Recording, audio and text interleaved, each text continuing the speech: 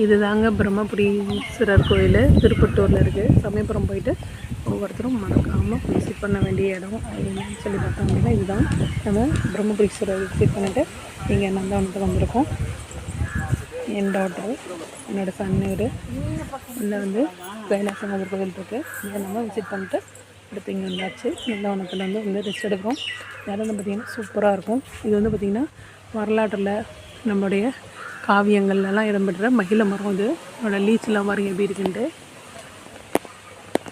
பார்த்தீங்களா. Okay, next ரொம்ப தொன்மையான கோவில். இது கோயில் வந்து பார்த்திங்கன்னா திருப்பணிலாம் நடந்துகிட்ருக்கு. அதுக்கான வேலைப்பாடுகள் ரொம்ப சிறப்பாக நடந்துகிட்ருக்கு. உள்ளெல்லாம் பார்த்திங்கன்னா தெரியும் பாருங்கள், வேலை பண்ணிகிட்ருக்காங்க. 1000 ஆண்டுகள் வந்து ரொம்ப பழமையான கோவில் இது. ஸோ திருப்பணிகள்லாம் ரொம்ப சிறப்பாக சீரும் சிறப்பாக செம்மையாக நடந்துகிட்ருக்கு. பார்க்கவே நமக்கு ரொம்ப கோலாகலமாக இருக்குது. மறக்காமல் இங்கே வந்து இது பண்ணலாம். இங்கே வந்து பார்த்திங்கன்னா ஜாதகத்தை நம்ம பிரம்மன்கிட்ட வச்சு படைச்சி நமக்கு கொடுக்குறாங்க.